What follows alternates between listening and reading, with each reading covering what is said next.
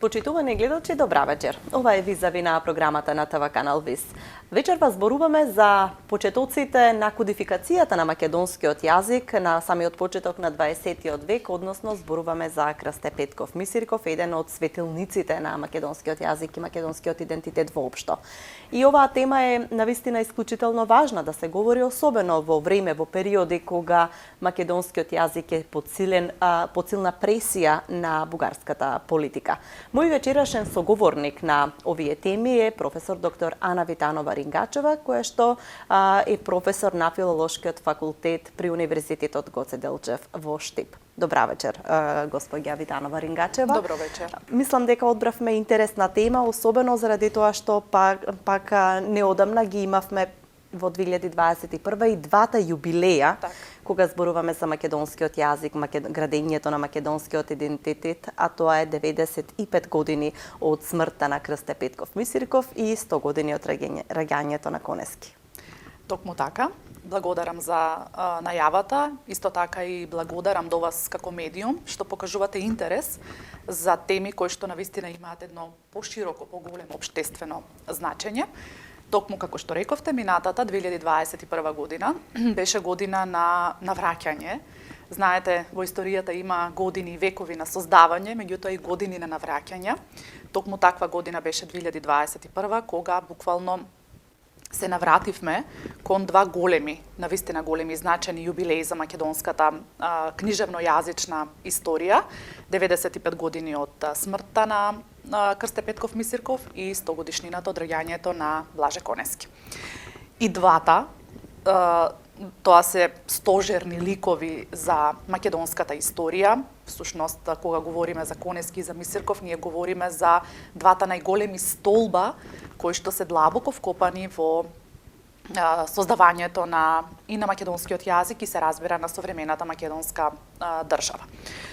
Кога говориме за Конески и за Мисирков, се разбира говориме за филолози и лингвисти од светски глас. Тоа се нашите стратези, заради тоа што и Мисирков и Конески се на некој начин носители на двете големи епохи во македонската историја. Секогаш кога говориме за нив се навраќам на она мисла на академик Старделов, кога нели говори за петте најзначени епохи во македонската историја и петте големи дејци кои што пак на своји плеки ги носат тие епохи.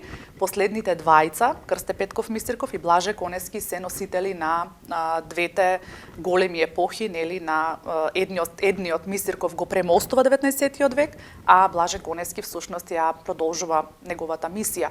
И без нивниот лик и нивното дело, всушност ние денеска не можеме да говориме за нашето постоење, за нашиот континуитет назад во времето. Како што вели Конески, ќе го цитирам заради тоа што тој посвети дел од своето творештво токму на Крсте Петков Мисирков. За книгата за македонските работи, кога тој се навраќа, говори за всушност едно дело кое што е на некој начин основоположничко дело за современата македонска историја, и тоа е дело кое што е создавано, знаеме, во 1903 година. Тоа е време на она раздобје во македонската историја кога и како народ, нели, ги доживуваме оние болни удари по кревкото тело на македонското ослободително движење. И токму она парадигма поставена од Крсте Петков Мисирков добива своја опширна елаборација токму во делото на Блаже Конески. И не можеме да ги раздвоиме Мисирков и Конески.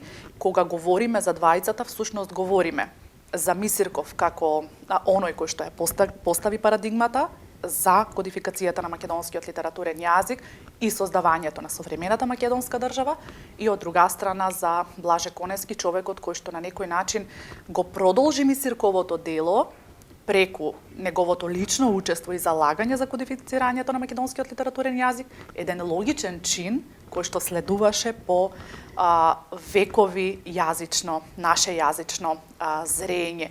И незалудно Конески го нарекува Мисирков претеча, тоа го кажува во неговото дело, и всушност Конески вели, ќе го парафразирам, откривањето на Крсте Петков Мисирков всушност значи откривање на самите себе си, бидејќи Мисирков како представник на социолошката лингвистичка школа, сега го цитирам професорот Димитар Пандев, рековме го премости македонскиот 19 век, а Блаже Конески преку чинот на кодификација и неговата заложба на некој начин ги насипа бреговите на кои што требаше да стојат цврстите темели за да се изгради оној мост по кој што ние денеска поминуваме, сега малку символично, меѓутоа е така, поминуваме носејќи го на своите плеки богатството што тие ни го оставиле.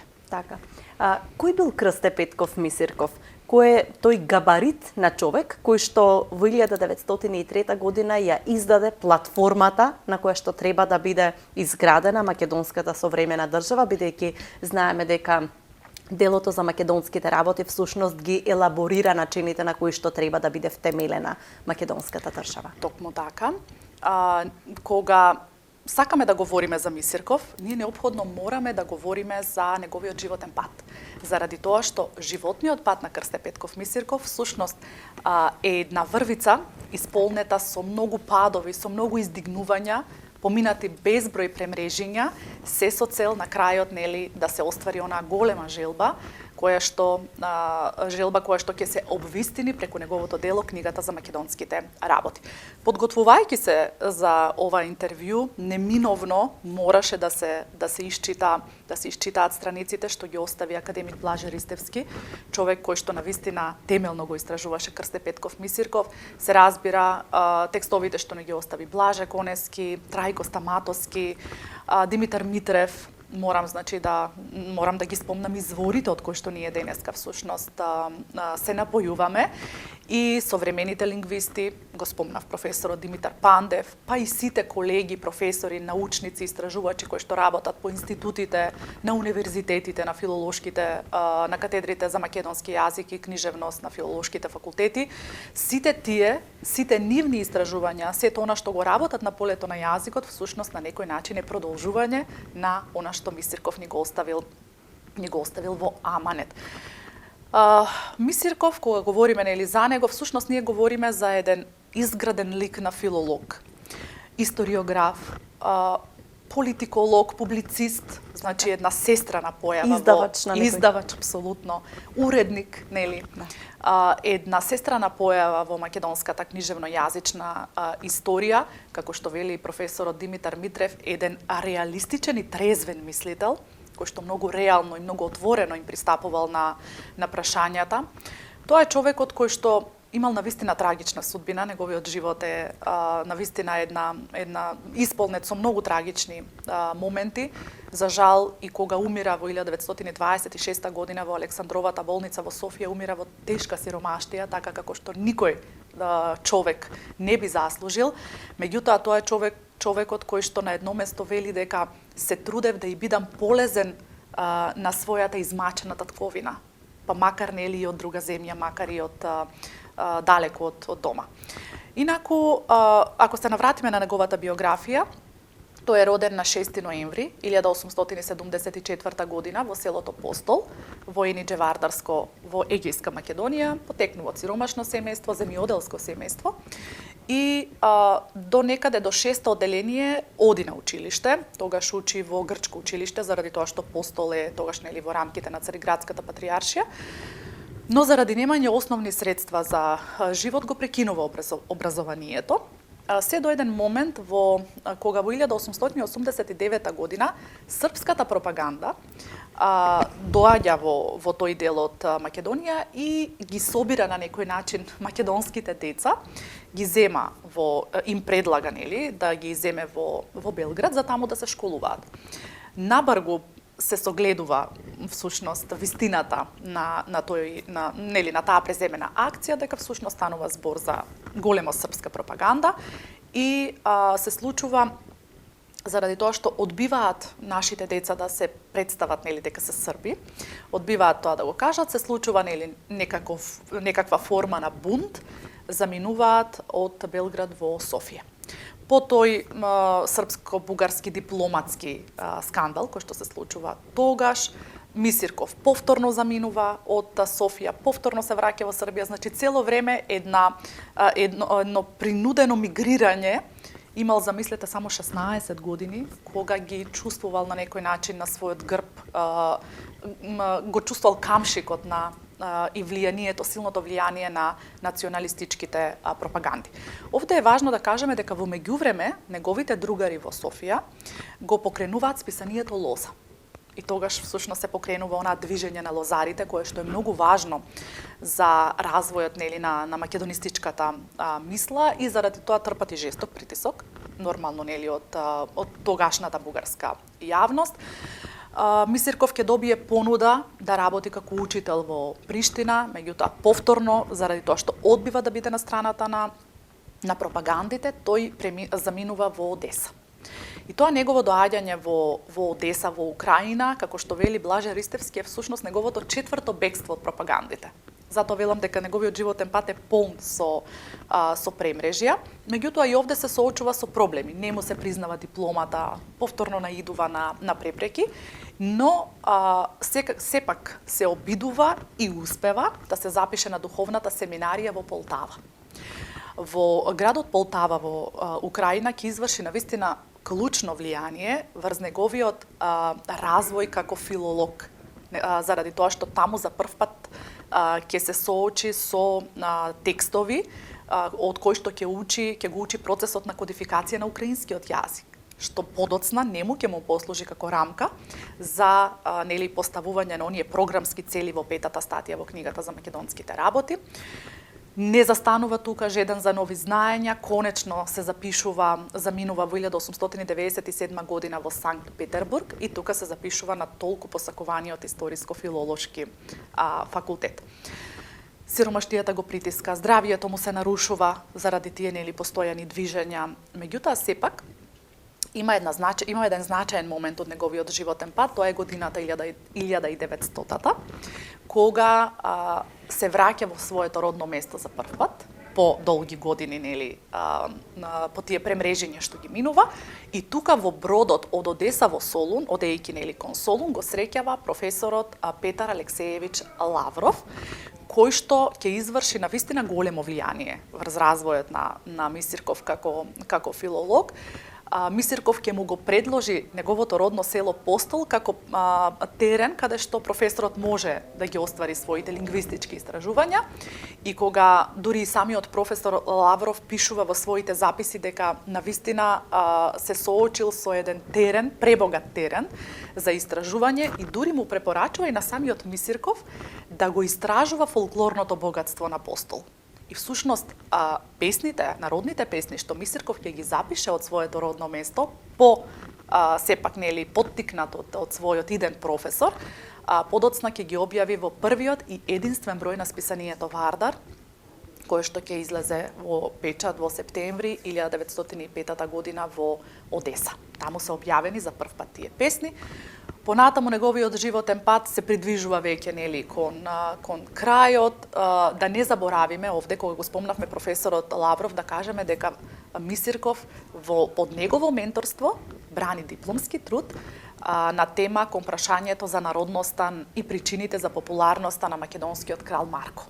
Значи веќе тој го насочува својот интерес кон истражување и на ликови од македонскиот фолклор. Понатаму има еден период од неговиот живот кога се враќа во Битола, каде што работи во Машката гимназија како наставник. Овде веќе се случува оној историски настан со убиството на рускиот конзул Ростковски. Повторно се враќа назад во Русија и веќе при крајот на животот, изморен од сето тоа што навистина го поминува, некаде во периодот од 1922 и 1925, тие 3 години, се посветува на пишување своји статии, своји трудови, во кои што јавно говори отворено за македонското прашање и за идејата за македонизмот.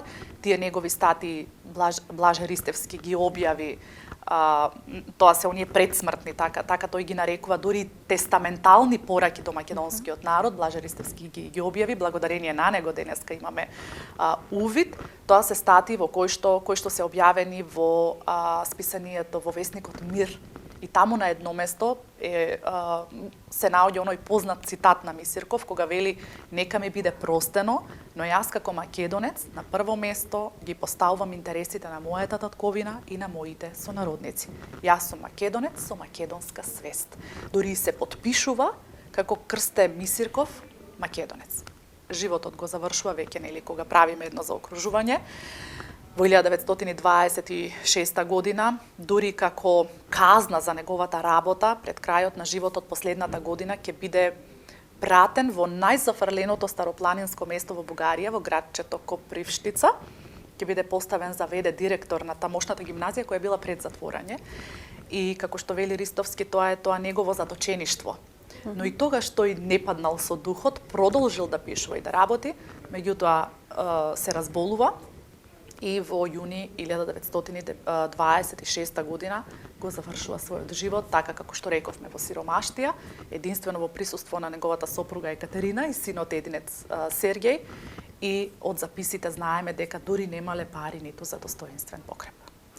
Кога зборувавте за прогонството на некој начин на Крсте Петков Мисирков, неминовно ми се наметна една паралела која што би сакала да ја споделиме. Од каде според вас е изворот на тој порив за трагање по македонската вистина на некој начин, промоција на македонската, на идејата за македонската држава и македонскиот јазик? Би сакала само да се навратам дека слични патишта имал и Вук Караџик во Србија, кој кога бил игнориран од Доситеј Обрадовиќ и заминал во Вена, слична мисла како што вие споделивте, рекол дека покорисен е на Србија оддалеку отколку во матичната земја. Сигурно тоа биле тешки времиња, многу превирање имало и било навистина полесно да се дејствува ако си настрана од она што се случува. Така е. Па и самиот Мисирков кажува дека всушност тој некако од далечина, од дистанца, може многу пореално, многу потрезвено некако да ги наблюдува нештата, нели сите оние случувања во неговата родна земја и да донесува многу потрезвени одлуки.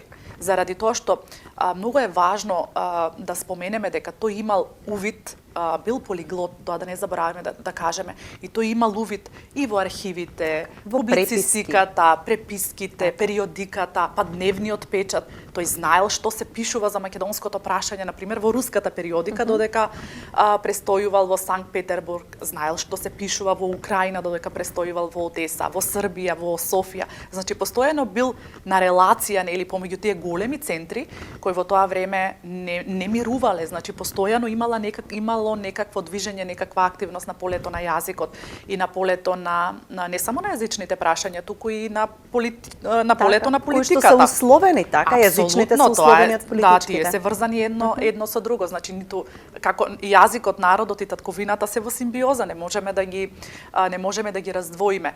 На прашањето од каде поривот? Македонскиот 19 век, нели, знаеме дека е всушност оној стожерен век кога започнува да се буди мислата да се случува онаа народно будење, нели, како што и самиот Димитар Миладинов се впушти во таа акција за будење на народните маси, тогаш кога на свеста кај интелектуалците, односно кај онаа критична маса, почнуваше веќе полека да се изострува. И тоа се неминовни процеси.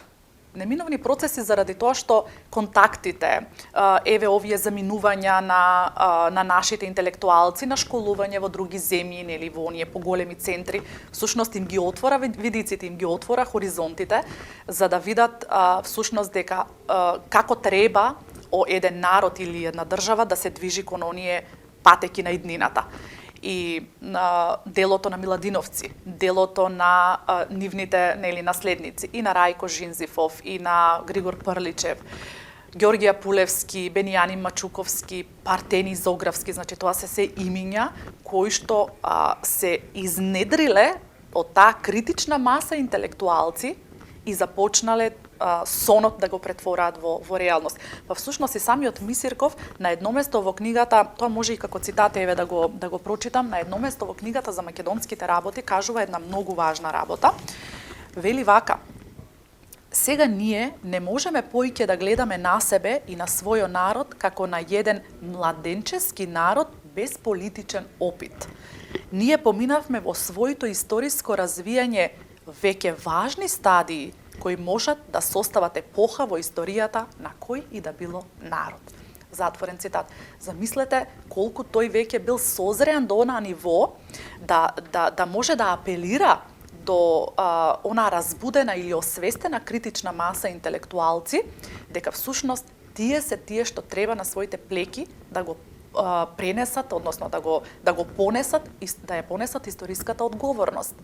Заради тоа што се наследници на некој начин на идејата на оние претходници кои што веќе почнувале да стануваат свесни дека Македонија треба да биде независна држава со свој јазик и своја култура, меѓутоа независно од наметнувањата на пропагандистичките идеи на соседите. Така што мислам дека неговата дејност не е случајна, туку едноставно е резултат на она што предходно неговите предходници го создавале, тој го восприемал, го примал и од дистанца надвор од татковината можел многу полесно да го наметне како идеја и да го реализира. Како претходник на Блаже Конески, каква е улогата и значењето на Крсте Петков Мисирков во создавањето на македонскиот современ литературен јазик и какви се пораките што тој ги праќа во петтата глава од за македонските работи? Во петата статија. Јас уште на почетокот, кога почнавме со интервјуто, кажав дека тие се нераскинливо врзани, значи ниту Мисирков може без Конески, ниту Конески апсолутно. Фактички многу е интересен историскиот момент кога Мисирков умира во 1926 година, 5 години претходно се раѓа Конески во 1921 година. Значи тие се сретнале некаде во историјата, меѓутоа никогаш не се запознале, заради тоа што Конески имал само 5 години. Кога говориме прво за ја спомнавме петата статија, значи таа е дел од книгата за македонските работи. Не постои ми се чини во македонската историја книга која што била толку премолчувана, оспорувана, спалувана, така криена буквално, како што е книгата за македонските работи, што самото по себе пак говори за нејзината големина, колку таа била важна и вистина. И вистина апсолутно, да. Па да, вистината секогаш се труди да се покрие. Треба некаде да се поттурне настрана или да се покрие, да не се види, меѓутоа таа излегува на површина. Зошто е важна? Всушност ме прашавте за Конески. Станува збор за дело кога говориме за книгата за македонските работи, во кое што Мисирков дава прецизна артикулација пред се на македонизмот како концепт. Не е само јазикот, тука имаме и многу други прашања кои што тој ги загатнува. Македонизмот како концепт од историски, лингвистички и воопшто од културолошки аспект, заради тоа што тој ја наметнува идејата дека македонскиот јазик е единственото и најсилно оружје, тоа е најсилниот аргумент кој што го имаме како народ во наши раце и со кој што можеме да се бориме, кажано со преку со метафора, да се бориме против сите оние пропагандистички идеи на соседите.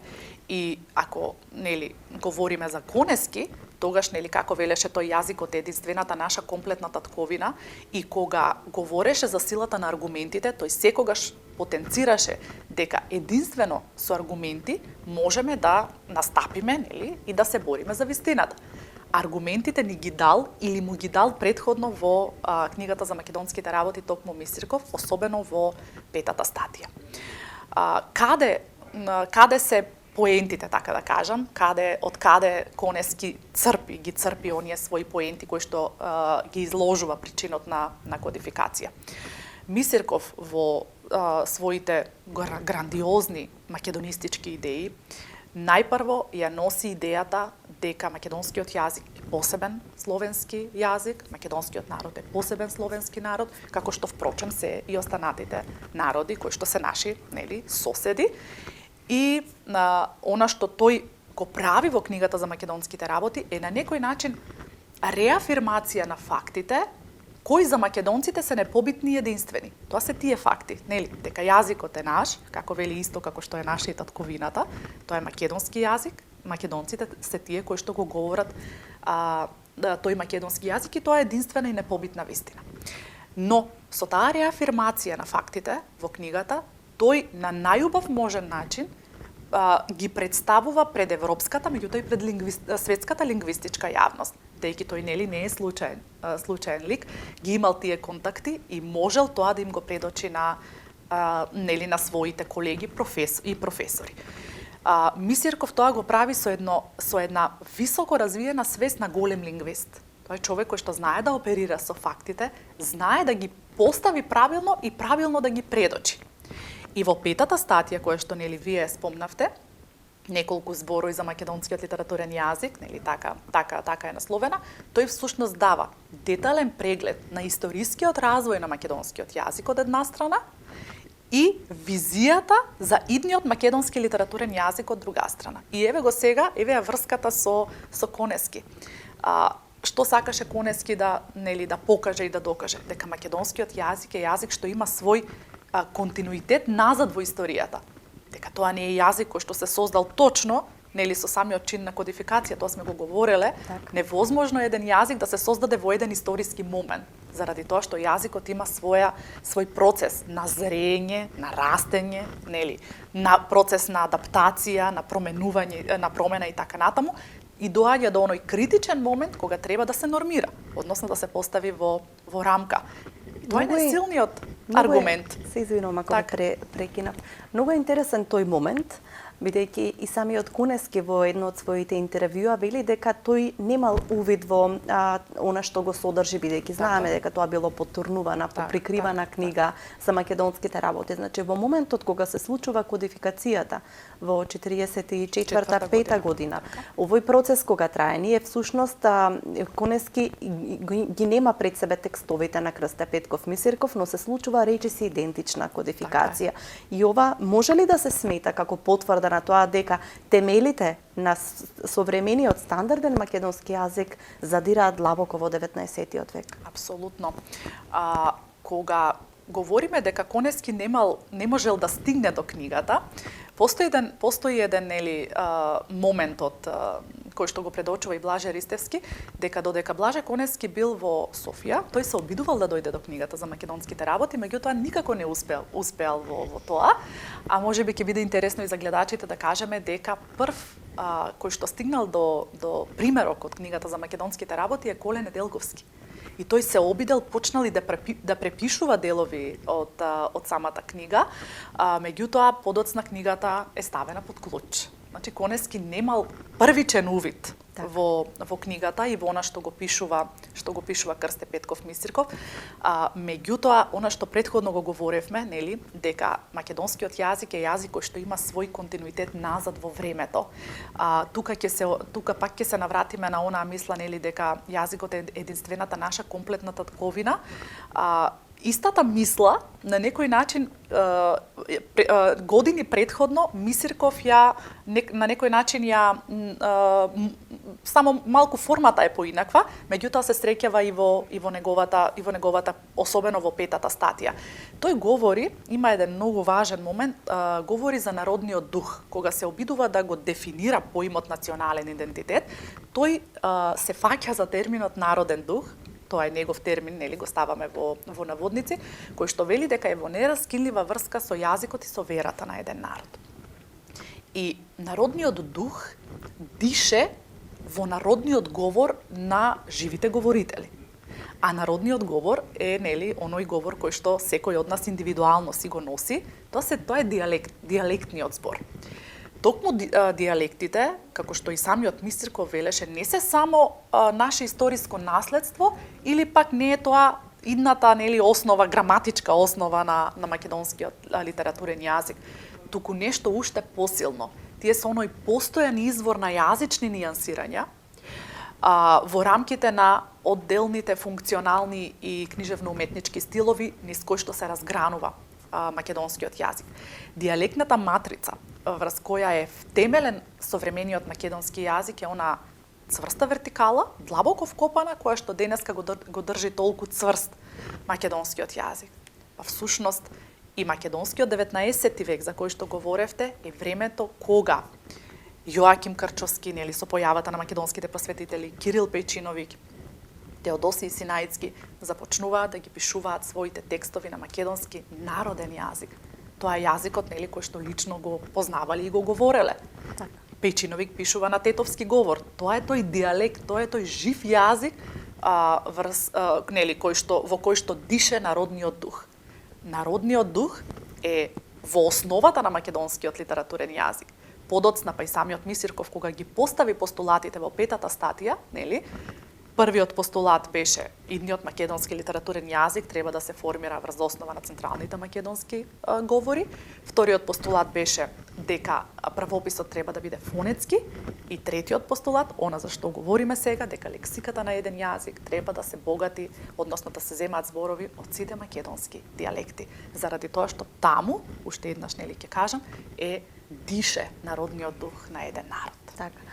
Мисирков е несумнено дека е кодификатор на македонскиот јазик пред тоа официјално да го направи Блаже Коневски. Меѓутоа, тој има многу поголемо значење. Како комплетна личност, тој всушност ги прави тие основи на кои што би требало да биде создадена македонската држава. Кога кај него се јавува тој интерес, таа работа врз националните прашања поврзани со самобитноста на македонскиот народ? Од каде се тие извори што тој ги црпи?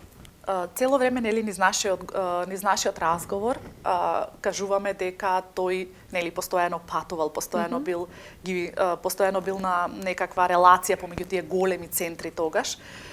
И особено ми се чини дека најголемо влијание врз неговото профилирање како голем филолог ќе изврши неговото присуство во Санкт Петербург и се разбира во Одеса.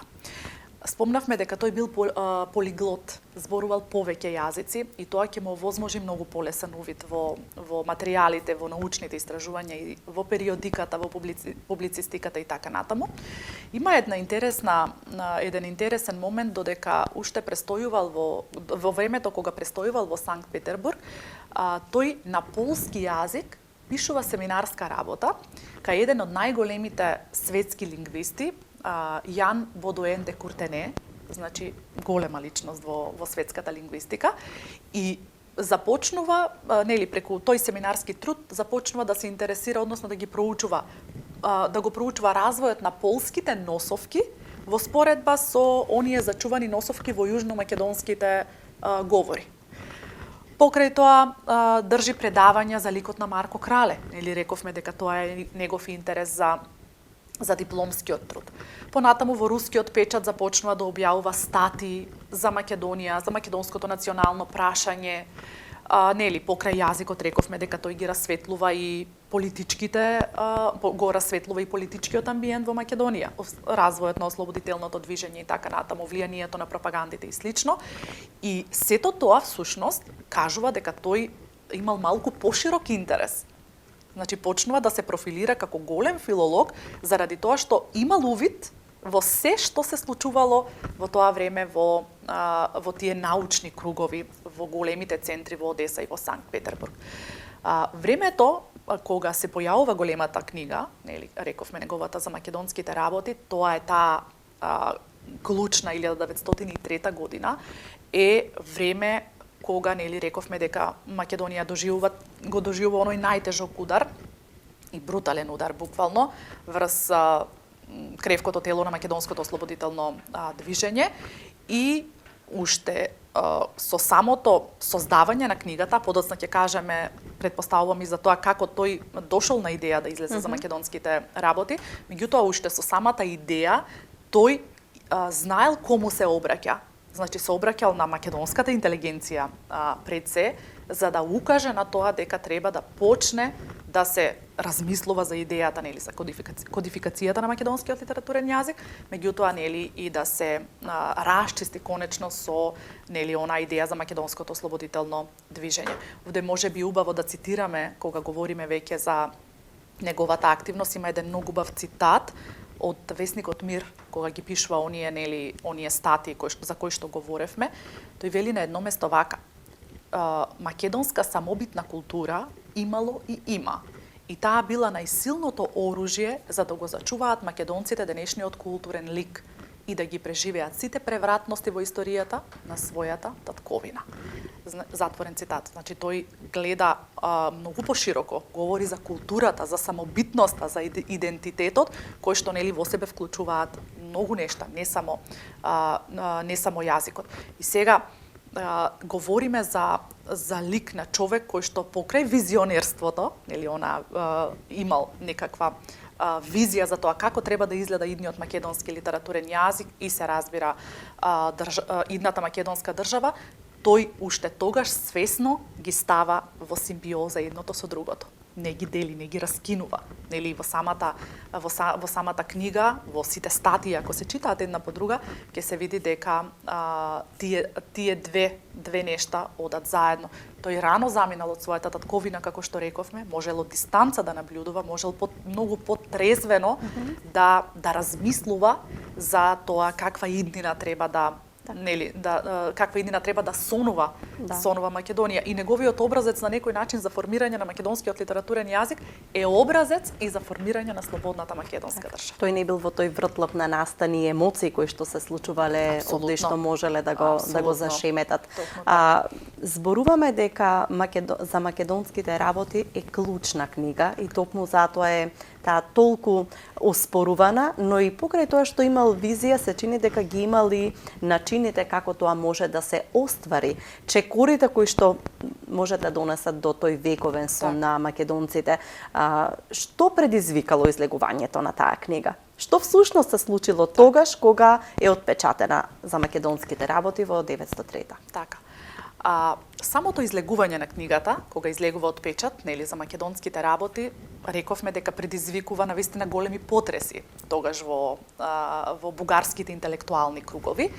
Рековме дека е забранувана, нели, потурнувана, спалувана и така натаму. И самото тоа говори за незината големина. Ми се чини дека по зборникот на Миладиновци од 1861 година, такво капитално основоположничко дело е и за македонските работи. Тоа се две книги кои што можеме да ги ставиме на иста вага, а едната да не натежне во однос на другата, значи и двете се на некој начин многу значајни. На самото издавање на книгата за македонските работи му претходи еден процес на јавни настапи на Мисирков. Тоа е многу интересно да кажеме, заради тоа што тој на првите 3 заседанија на Македонското научно-литературно другарство во Санкт Петербург, нели чисто член бил тој, во периодот септември-октомври 1903 година јавно настапувал, јавно говорел на теми кои што се поврзани со состојбите во Македонија, ситуацијата во која што се наоѓа македонскиот народ, неговата борба, идеалите на илинденското востание, слабостите во неговата организација, влијанието на меѓународниот фактор, влијанието на соседите, на пропагандите, задачите кои што треба на свој грб да ги понесе македонската интелигенција, нели, за тоа за кое што говоревме. И во ноември истата година, значи 2-3 месеци трае таа негова активност, тој додава уште 3 статии на веќе постоечките и заедно со еден извонредно значаен предговор, кој што го пишува, оди во Софија за да ја објави книгата за македонските работи. Бил навистина поддржан и подпомогнат од неговите другари од другарството.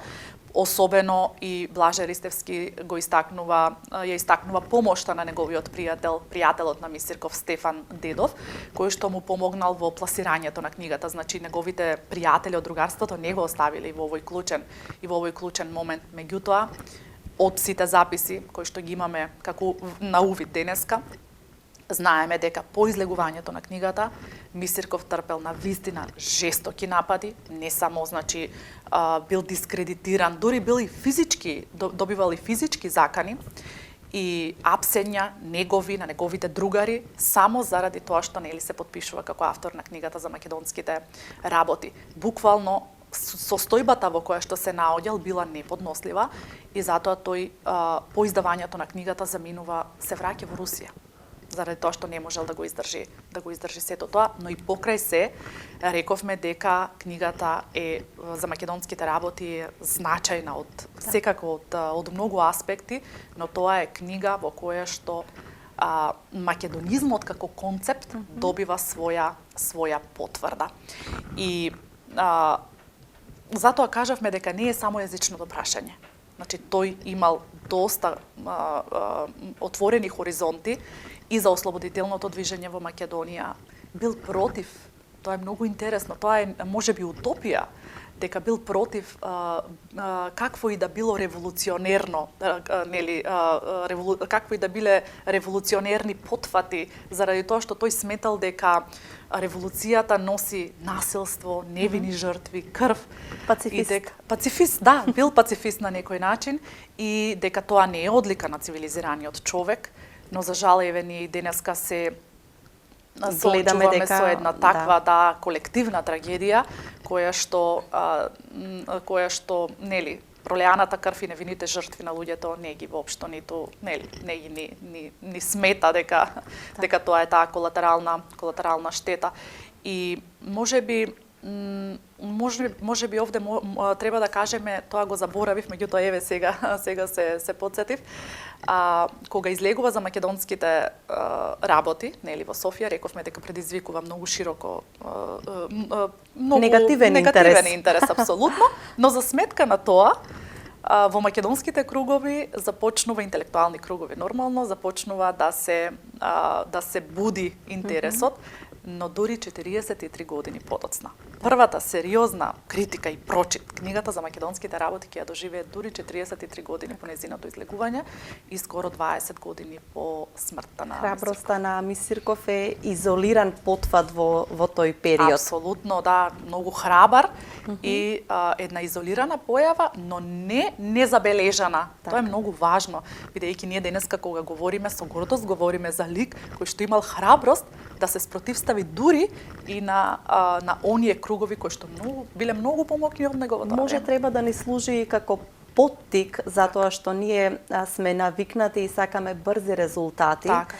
Мисирков е доказ дека на сите процеси им треба време и дека идеите може да се реализираат, но не тогаш кога ние го фрламе семето, туку тоа е и плодовите не се берат веднаш, туку треба нели време. Затоа велим и за јазикот кога говориме. Нели тоа е период на зрење. Нели секој жив организам, па јазикот е жив организам, има свој процес на зрење. Меѓутоа она што е многу важно е тоа е сознанието дека не сме да дојде до точка на умирање, заради тоа што секоја нова генерација нели создава нова група говорители кои што го говорат јазикот на кој што тоа јазикот на кој што пишуваат, создаваат своји дела, така што на некој начин јазикот има свој почеток, има свој процес на растење, но не доаѓа до точка до умирање. Умираат зборови, по наводници умираат зборови, заради тоа што се преместуваат во пасивната лексика, нели нормално. Но за сметка на нив се појавуваат нови. Она што ние како генерација и нашите претходници го правеле е тоа дека треба да внимаваме на чистотата на јазикот, нели да не премногу се чувства тоа влијание од странските јазици, меѓутоа тоа е друга тема за која што можеме нели во друга прилика да говориме. Така. Вие веќе спомнавте за една клучна мисла во книгата за македонските работи, но би сакала да ми дадете едно ваше толкување. Ке рече Мисирков, милоста кон народниот јазик е наш долг и наше право и ние сме должни да го милуваме нашиот јазик, зашто тој е наш исто како што е наша и татковината. Повторно доаѓаме до она нели спрега јазикот, народот и татковината, тоа е тоа нераскинливо единство. Јас се сеќавам како ученик дека таа мисла, мојата голема професорката Елка Терзиева, не тераше да ја учиме напамет и да ја повторуваме. И тогаш како ученици можеби имавме отпор во смисла нели што имаме сега потреба да повторуваме некоја мисла, и токму мислата милоста кон народниот јазик е наш долг и наше право некако остана во мојата индивидуална подсвест како мисла која што ме поврзува со колективот. Јас припаѓам тука. Тоа сега го кажувам од мое лично искуство, дури пишував ми писмени работи на таа тема, нели, есеи за некои надпревари, знам, се сеќавам. Мислата на Конески, се извинувам, на Крсте Петков Мисирков, подоцна во размислите на Блаже Конески, токму таа мисла, милоста кон народниот јазик е наш долг и наше право, станува постулат. Нели, она мисла за која што цело време говориме дека јазикот е единствената наша комплетна татковина, на некој начин јас барем ја доживувам како мисла која што е родена од она на Крсте Петков Мисирков. Рековме дека јазичниот процес има свој природен тек. Тоа нели цело време и го говориме. Јазичниот процес го следат историски, културни влијанија, нели, тоа е општествени влијанија, тоа е нешто од кое што не може тој процес да се изолира. Ние како македонци сме достигнале една сериозна зрелост, во која што веруваше и самиот Конески кога говореше за јазикот, дека ќе ја достигнеме таа сериозна зрелост, за преку јазикот да се осознаеме кои сме, каде припаѓаме, од каде сме дошле, како сме стигнале до овде. Рековме јазикот, народот и татковината делат една иста судбина. И сега, дали научивме да го милуваме јазикот? Зарем како народ не можеме да се издигнеме конечно на тие колективни трауми кои што ги носиме, нели, како наследство, не знам, од нашите претходници, и да престанеме веќе да ги претвораме во митови во кои што толку многу веруваме и упорно никако да излеземе од таа матрица. Зарем не можеме на Европа, па и на светот, нели, да и покажеме дека имаме култура која што е, нели, се темели на нашиот единствен македонски јазик, самобитна, единствена, автохтона. Тоа е култура која што создава, нели, се создава на еден јазик кој што е признат, постои, има живи говорители. Зарем е возможно сега во 21. век да се обезличи еден јазик и да се обезличи народ кој што реално постои? Тука е. Постои и надвор од границите на оваа земја, нели? Мигрираме постојано, се селиме. Меѓутоа со нас го носиме јазикот, тоа е нашиот идентитет. Македонскиот јазик е јазик на кој што се преведени најголемите книжевни дела. Тоа е јазикот, нели, кој што не само што се преведени тие дела, туку тоа е јазик на кој што се напишани дела кои што нас не представуваат во светот. Нели, од областа на тоа се романи, песни, раскази, драми, песни, фолклорот е документи. Документи, да, па тоа се нашите на некој начин. Тоа е аргументот за кој што цело време ни говореше и Блаже Конески. Нормално е дека македонскиот јазик, како и останатите словенски јазици, поминал процес на паралелна генеза. Ние сме дел од групата на јужнословенската јазична група. И нормално дека и нашиот јазик, и останатите јазици од истата група, па и од другите групи на словенски јазици, поминале процес на паралелна генеза. Меѓутоа, милоста наша кон нашиот јазик подразбира чување на јазикот, подразбира негување. Ако државните граници ги чува, нели, војската, полицијата и така натаму, тогаш со голема грижа, тогаш со 3 пати поголема грижа треба да се чува јазикот. Јазикот нема граница, јазикот не познава физичка граница. Меѓутоа, неговото чување е прво индивидуално, нели, секој од нас со тоа што правилно го говори, правилно го употребува јазикот, правилно пишува, го милува, го чува, го негува својот јазик. Таа индивидуална грижа, кога ќе стане колективна грижа, тогаш ми се чини дека ниту еден јазик не смее да се плаши дека може да биде закросен.